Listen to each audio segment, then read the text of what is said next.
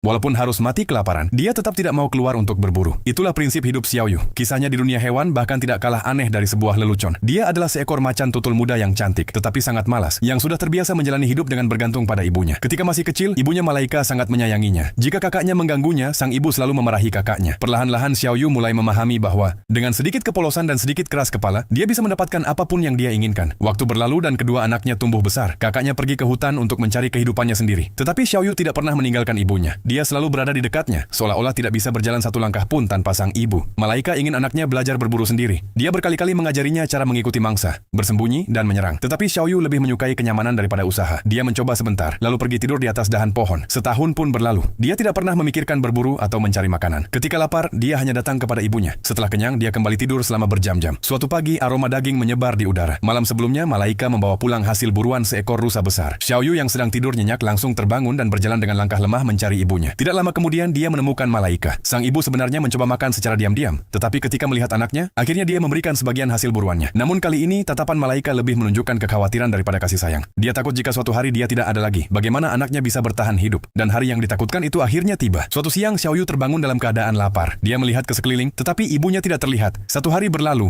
lalu hari kedua. Kini dia mulai menyadari bahwa sesuatu yang buruk telah terjadi. Setelah 2 hari penuh berlalu, untuk pertama kalinya dia merasakan ketakutan hidup sendirian. Sekarang hanya ada satu pilihan, bergantung pada dirinya sendiri. Sampai malam tiba, dia duduk di atas pohon sambil berpikir. Tetapi kebiasaan tetaplah kebiasaan. Saat sedang berpikir, dia akhirnya tertidur lelap. Setelah tengah malam dia turun dari pohon. Bulan bersinar terang di langit dan seluruh hutan terasa sunyi. Tiba-tiba terdengar auman singa yang keras dari kejauhan. Xiao Yu langsung mengubah arah tanpa membuang waktu. Dia tahu bahwa perbedaan antara keberanian dan kebodohan sangatlah tipis. Setelah berjalan tanpa tujuan beberapa saat, tiba-tiba matanya melihat sebuah pemandangan. 2 hiena liar sedang memakan seekor rusa. Mulutnya langsung berair. Tetapi dia tahu bahwa melawan 2 hiena bukanlah sesuatu yang mampu dia lakukan. Namun rasa lapar terlalu kuat dan dia tidak bisa pulang dengan tangan kosong. Setelah berpikir lama, dia membuat sebuah rencana berbahaya. Dia perlahan merangkak maju di antara rerumputan. Gerakannya begitu tenang sehingga kedua hiena liar itu sama sekali tidak menyadari keberadaannya. Dalam beberapa menit, dia sudah berada sangat dekat dengan mereka. Hiena masih makan dengan santai. Tiba-tiba Xiao Yu menerkam seperti kilatan cahaya. Dia menggigit sepotong besar daging dan berlari sekuat tenaga. Awalnya hiena tidak mengerti apa yang baru saja terjadi. Setelah berhasil menjauh cukup jauh, Xiao Yu akhirnya menarik napas lega. Malam itu, untuk pertama kalinya Xiao Yu mendapatkan makanan tanpa bantuan ibunya. Meskipun itu bukan hasil buruannya sendiri, tetapi itu adalah awal dari dirinya menjadi mandiri.